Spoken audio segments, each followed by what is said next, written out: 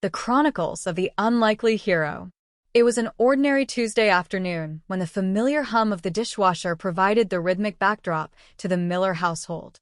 Lauren stood in the kitchen, diligently sliding clean plates into the cupboard with a sense of purpose that bordered on the suspicious.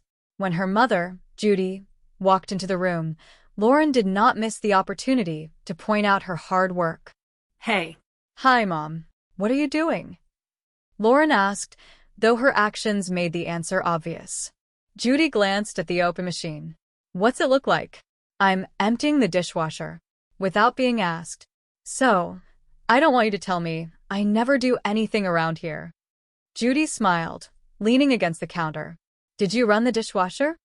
Lauren paused, a ceramic bowl midair. "No, I did not." The moment of domestic pride was interrupted by the shrill ring of the telephone. Lauren reached for it quickly. "Hello? Yeah, Brian's here. Who is this? Sarah Henley?" Lauren's eyes widened, and a mischievous grin spread across her face. "Oh, real funny, Becca. If you want to pretend you're the homecoming queen, you gotta sound a lot more stuck up." What? "Oh, sorry, Sarah. I'm Lauren, and I'm Brian's sister, and—" "Okay, I'll get him." "Brian, phone." As Brian hurried into the room to take the receiver, Lauren turned to her mother in disbelief. "The homecoming queen wants to talk to Brian?" Oh, no. "He's not helping her design a dress or something, is he?" Brian took the phone, turning his back to the room for a modicum of privacy. "Hello? Oh, hey, Sarah. Yeah, the party's tonight at Andy Howard's. It's gonna be mad crazy." Judy whispered to Lauren, "What's mad crazy?" "Not quite twisted, but better than jiggy," Lauren whispered back, rolling her eyes. Brian continued his conversation, oblivious to the commentary. Cool. "All right, I'll see you then." He hung up, looking rather pleased with himself. "You're friends with Sarah Henley?" Judy asked, her curiosity piqued. "Yeah, she's a sweet kid," Brian replied casually. "How did that happen?" "Well, we've become friends since I started hanging with the varsity basketball team," Brian explained. Lauren smirked. "When you say hanging, you're talking about your underwear from the flagpole and you in them, right?" "No," Brian shot back. "I'm the team statistician, and they like having me around." "And what's this party you're going to?" Judy asked, her motherly instincts shifting into high gear. "It's no big deal. Some seniors having some people over," Brian said, trying to downplay the event. At that moment, Bill Miller walked into the kitchen, having overheard the tail end of the conversation. "So, Brian, you know what would be mad crazy? You're not going to the party." "Listen, Brian," Judy added, "we're really happy that you're making new friends, but you're only a sophomore. Are you sure you're ready for a senior party?" "Yeah, why?" "Well, it's just that, it's an older crowd and they're going to be doing older activities," Judy said tentatively. Bill was more direct. "Yeah, and by that, she means smoking and boozing. And, we can't condone that." Brian looked them both in the eye. "Guys, I promise I would never drink. I've seen its ill effects." He glanced at his father. "It's called teaching by example, and you're welcome." Bill cleared his throat, feeling the sting of the remark. "Look, Brian, this is a big decision, and your father and I need to discuss it before we let you go." "I understand," Brian said, retreating to the living room. Lauren watched him go. "Oh, this is great. Okay, a lot of concerns. Here's some pros, here's some cons. Discuss. Ooh, tense moment." Judy and Bill moved to the corner of the kitchen for a private huddle. Okay, you're right. Brian should go to the party," Bill said suddenly, surprising Judy. "But, Bill, I really think we should talk about this. Are you sure he's ready?" "Come on, Judy," Bill argued. "We need to let him experience these things now so he doesn't go buck wild later." "What does that mean?" "When Brian goes to college, do you want him to be the kid who goes to his first keg party, gets smashed, streaks through the dorms, and wakes up naked and handcuffed to the bike rack in the quad?" Judy stared at him. "That's crazy." "Judy, it can happen to a guy. Twice." Bill sighed. "All right, well, if you think Brian is ready, then we'll let him go. But let's let him sweat a little bit, We don't want him to think that this was an easy decision." All right, Bill, you can," Bill turned and shouted toward the living room. Brian, you can go to the party. A few days later, the family was gathered in front of the television, watching a basketball game. Bill was leaning forward, deeply invested. Come on, Bulls, let's see some offense. The last 3 games, they've only been shooting 30% from the floor. I mean, Pippen's got a sweet outside shot. Why don't they just put him in? Because Pippen's off his game tonight, Brian remarked from the armchair. Bill froze, looking at his son with newfound respect. Wait, my son just said Pippen, and he wasn't talking about musical theater. I've dreamt about this day, son. Since I've been doing stats for the team, I've really gotten into basketball, Brian said. I mean, if you think about it, it's all about math and physics. Bill's smile faltered slightly. Brian, it's basketball. Don't dork it up. Lauren looked out the window. Brian, I just saw Joaquin's car pull up. Oh, great, Brian said, standing up. We're on day 4 of an online risk marathon. Wish me and my 10 soldiers good luck. Lauren watched him leave. Hopefully those 10 fingers won't be his prom date this year. Actually, you know the party he went to the other night? He told me he was talking to a blonde girl from the swim team who was pretty nice. Bill looked at Judy. You know what that means, Judy? Well, I'm guessing with Brian. That means she's blonde, she swims, and she's nice, Judy replied. Yeah, I know. Oh, yeah, no, it was fun, Bill mused. Just then, the front door opened and Linda, a family friend, walked in looking disheveled. I had a great time, too.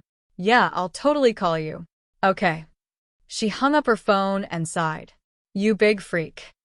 Linda, what are you doing here? Judy asked. Oh, I just had the worst date. This guy Pete was so needy, you know? He couldn't stop hanging on me, staring at me. It's like he wants to suffocate me. Well, invite him in, Bill joked. We have pillows. Suddenly, the phone rang again. Bill picked it up. Hello. A voice shouted through the line. Dude. What? Stop what you're doing, Brian. We need you to come pick us up. The whole team's been out partying. Hey, kid. I'm not Brian, Bill said. Yeah, right, and I'm not drunk, the voice replied, followed by a chorus of laughter. We're at the taco stand on the corner of Homestead and Noble. Woo. I feel the same way about tacos, but I'm not picking you up, Bill said firmly. Oh, come on, dude, you promised, the boy pleaded. Besides, I puked on my car keys, and now the beepy thing won't work. Well, you know what does work? My hangy-uppy thing. Adios. Bill slammed the phone down. Who was that? Judy asked. Oh, just some drunk basketball players asking Brian for a ride home. Judy frowned. Well, Bill, how are those boys going to get home? We can't leave them stranded. Well, they're expecting Brian to pick them up, Bill said. Let's call them. Is it Hakeem's? Judy asked, reaching for the phone book. Well, I'll call information. What's Hakeem's last name? Hakeem Hababalua Babambu. I have no idea, Bill muttered. Look, you guys should try and do something, Linda added. I mean, what if these kids try and drive themselves home? Oh, maybe I should just go, Judy suggested, grabbing her keys. Whoa, wait. You can't go, Bill stopped her. These guys think Brian's cool.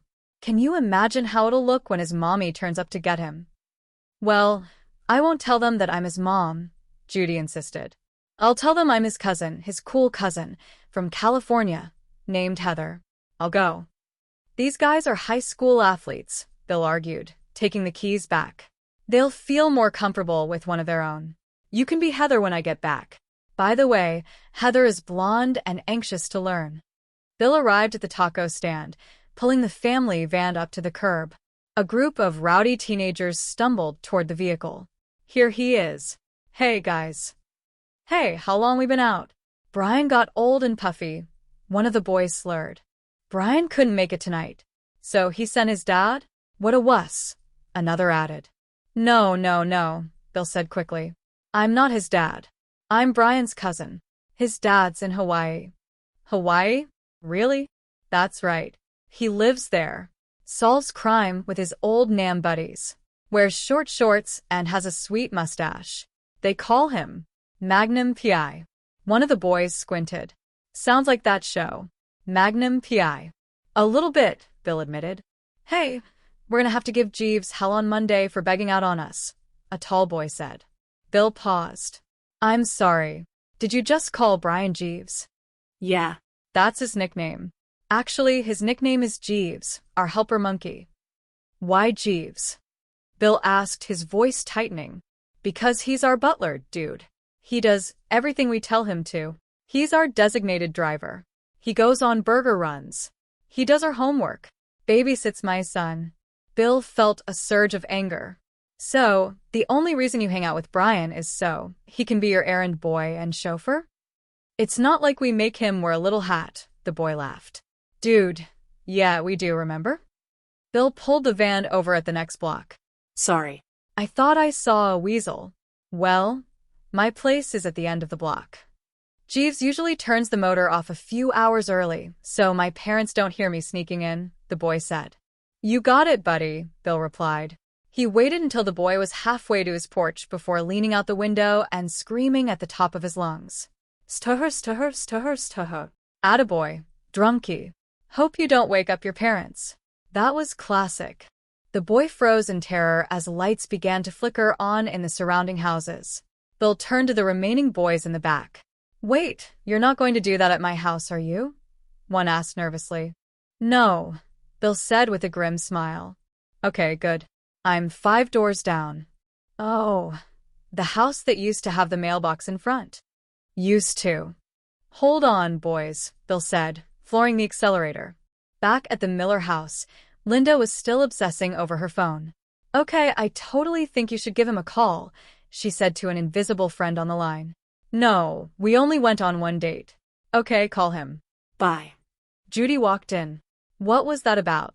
Oh, Susan in accounting wants to go out with Pete, the needy guy. Oh, great. You're off the hook? Yeah, totally, Linda said, though she didn't sound happy. Gave me lots of attention, which I do not want. Lots of compliments, which, hello, I do not need. Maybe I should just, give him a call and give him a bit of a heads up, let him know that Susan's kind of a backstabber. Judy raised an eyebrow. So, now you want to call him, because someone else wants him? Huh, he's busy. Boy, that Susan's pretty desperate, Linda muttered. I'll keep calling. Bill walked in, looking exhausted. Oh, Linda's going a little nutty over that guy, huh? Yeah, she deserves better, Judy said. She's good people. Honey, I made pot roast for dinner. I'm not hungry, Bill said, slumped on the sofa. All right, now you're freaking me out, Judy said. I'm upset about Brian, too, but you've got to eat. Come on, baby. Judy, I thought my son was cool. Now it turns out he's nothing but an errand boy. You can't just slap a pot roast on that wound, Judy. He paused, smelling the air. Ooh, those baby onions. Judy sat beside him. Well, if it makes you feel any better, I would have done exactly what you did to those boys. Really? Except I would have waited till they got into the front of the car and chased him down to see the fear in their little basketball faces for messing with my bribes. Not so jockey now, are you? The front door opened and Brian trudged in, looking miserable. Sweetie, how was school? Judy asked. The basketball team won't talk to me anymore, and they booted me from practice, and I owe it all to my cousin. Way to go, Magnum. Wait, Brian, sit down, Bill said. There's something that we need to talk to you about. Now, it might not be easy to hear this, but it's something that your father found out last night. Those basketball players, they're not your friends. It's true. They only let you hang out with them because they think of you as their errand boy. They don't respect you. They make fun of you. Brian sighed. Duh. I know they make fun of me. That's what they do. They make fun of everybody. Yeah, but they call you Jeeves, Bill said. So? They call Greg the missing link. And they call Steve crotch rot. I think I'm ahead. Are you sure you want to hang out with people who treat their friends like garbage? Judy asked. Yes, Brian said defiantly. I get to cut in line at lunch. I sit at the cool table. The hot senior girls talk to me. And now, because you busted them, the whole school's calling me narc. Oh, sweetie, I'm sure it's not that bad, Judy comforted. Lauren walked into the room. What's up, narc? Lauren, don't call your brother that, Judy snapped. What? If I don't, people are gonna hate me too. All right, but not at home, Bill conceded. Just at school, in front of other people. This blows, Brian muttered. Friday night arrived, and the Miller family was sitting in the high school gymnasium bleachers. Lauren was looking at her watch. I'm wasting my entire Friday night watching Brian sit on a bench and do stats for the team. Pumpkin, Brian's been through a rough time, Judy said. This family supports each other. Since when? Okay, something new we're trying, Bill admitted. Here is Brian. Lauren squinted at the court. Yeah, there's some other kid with a club board sitting in a seat. I hope they didn't demote him. To what? Bill asked. What team job is lower than doing stats? The announcer's voice boomed over the speakers. And now, let's give a hearty Jefferson high welcome to our very own Coogie the Cougar. A person in a giant, fuzzy mountain lion costume bounded onto the court, doing a series of clumsy but energetic dance moves. Judy watched the mascot's footwork. That cougar dance is just like Brian. Oh my God, it is Brian. Yeah. There's the act to compete, Bill said, looking disappointed. In a minute, it'll be halftime. Maybe you should go down there and see how he's holding up. What do you want me to say? Judy asked. Well, just let him know that we're still proud of him, and nothing he could do could change that. Except maybe that. Bill gestured to the mascot, who was currently attempting a headstand and failing miserably. Bill walked down to the edge of the court, where some of the basketball players were standing. Dude, it's Nark's cousin, one of them said. What do you want, Nark's cousin? Oh, I'm just looking for Brian. He's not here, Bill said. Listen, guys, I just wanted to say I'm sorry about getting you in trouble with you folks. That was not cool. I was just a little bent out of shape when I heard you making fun of Brian. What's the big deal? We were just kidding around. One of the players replied. Yeah, I know that now, Bill said. I guess I just get a little overprotective when it comes to him. That makes sense, with his dad being in Hawaii and all. Exactly, Bill agreed. You crotch rot. The boy nodded. Wow, Bill continued. Brian loved being the statistician man. He's been really down since you started treating him like a narc. I'm the narc, not him. Maybe it was a little harsh busting him down to mascot. And he was a great statistician. Really gentle with my baby, too. The players looked at each other. It's not too late, guys, Bill encouraged. I'm sure he'd love to get back on the team. All you got to do is ask him. I don't know, Crotchrot said. Well, boys, Bill said, leaning in, the big game against Hancock Magnet School is coming up, right? And isn't it tradition to prank those stuck-up punks? Well, I think Brian's great big getaway then can come in pretty handy when you're, say, putting the John Hancock statue in a dress. The players' eyes lit up. That's a good idea. And I've got the perfect dress, one added. What? No, it's my mom's. But I know for a fact that a guy can fit into it, another laughed. Just then, the coach walked over. Okay, listen up. Nark's cousin's right. From now on, Nark is back to being Jeeves. And I'm accepting submissions for a new nickname for Kyle. Mr. Holdup, Bill suggested. Sorry, coach. Bill Miller, class of '82. You got yourself a real bunch of hellraisers here. The coach narrowed his eyes. Oh yeah? What are my boys up to now? Oh, just talking about what kind of prank might be on tap before the big Hancock game, Bill said proudly. Is that right? Frank. Frank. The coach shouted toward the assistant. Didn't you learn anything after the fiasco last year? This school cannot afford hip surgery for another goat. Bill's face fell. I'm sorry. I didn't mean to. No, the coach said. I'm glad you told me. Everyone thank Mr. Miller here for bringing this to my attention. The entire team chanted in unison. Thank you, Mr. Miller. I want you to think about this, Frank, the coach said to the captain, when you're doing 200 gutbusters after the game. 200 gutbusters? Frank groaned. Now it's 300, the coach barked. Okay, we got a game to win. Let's go. As the team moved away, one of them looked at Bill. You suck. The coach turned back. All right, listen up. Jesus' nickname is still Nark. And Nark's cousin's new nickname is Suck. Later, Suck. Later, the team echoed. Brian walked up, taking off the cougar head. Why?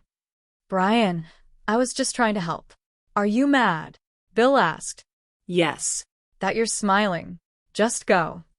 Back at home, the atmosphere was thick with tension. Linda was still staring at her phone. I still haven't heard from Pete. I've left like 10 messages, and I even put a little note on his car. You have no idea how much. You went to his house? Judy asked. No. It was parked outside of that slut Susan's place. Some friend. I set her up with him, and how does she pay me back? By dating him? By throwing herself at him. Judy. No, his car was parked outside of her house all night long. Or, at least until 2 a.m. I don't know. I fell asleep for a while. Judy sighed. Well, you have been burning the crazy Campbell at both ends. Brian walked into the kitchen, glaring at his father. Sticks and stones may break my bones, but you turn your son into a mascot. Hey, don't be too hard on Bill, Judy defended. He was only trying to get Brian back with the cool crowd. Bill looked at his feet. You screwed it up so bad you want to cry? Maybe if I just talked to the guys on the team again. I mean, I feel like crotch rot was on my side. The phone rang. Judy answered it. Hello? Is he okay? Yeah, we'll be right there. Thank you. She hung up. How's the coach? He wants to talk to us after practice. Something about Brian. Oh, okay, Linda said. I'll look after Tina. You and Suck should go down there. Bill stopped. How do you know they're calling me Suck? What's up, Suck? Lauren said, passing through. At the school, the coach was waiting in his office. I have to say I'm very disappointed. I didn't expect this kind of behavior from Brian. I didn't do anything, Brian pleaded. Yeah, we believe you, son, Bill said, though he looked worried. What did he do? I'd rather not stay in front of the Ferris X, the coach said, glancing at a girl waiting outside. Oh, her? You gotta be kidding me, Judy whispered. What's going on, coach? Bill asked. Apparently, you guys didn't understand when I said no pranks against Hancock Magnet School. Because last night someone vandalized Hancock's sign. Today, I found this in Brian Miller's locker. The coach pulled out 3 large metal letters, H, A, and N. Why would he just steal the HAN from the Hancock Magnet? Bill started to say, then stopped as the realization hit him. Oh my God. A group of basketball players walked past the door. Dude. Is that the way to go? Narc. Hey, quiet, the coach yelled. Miller, you're looking at a month's detention. And the rest of you clowns, I want 100 commando squats. Hey, Narc's gotta do them, too. And count them for us. He's our statistician. Brian's face lit up. I am. You bet you are, the coach said. All right, get cracking, ladies. As the family walked out to the parking lot, the basketball players surrounded Brian. So how'd you get up there to get to that sign? Like, what are you, Spider-Man? Hey, that's a good nickname, another said. All right, listen up. Jeeves, formerly Narc, formerly Jeeves, is now Spider-Man. Brian grinned. Spider-Man? And I even got the pajamas. Judy looked at Bill as they reached the van. Well, Bill, you were right. Brian did sort it out by himself. Bill looked thoughtful. You know, that was a hell of a prank. Only a true Miller man could have pulled that off. Judy lowered her voice. I did it. What? Well, somebody had to save the kid's rep, Judy confessed. So last night, I went to Hancock High with a hacksaw, cut off the letters, and put them in Brian's locker. Bill stared at her in awe. I love you so much. You're a great mom. You're a wonderful wife. You're a criminal. Stop, Judy laughed.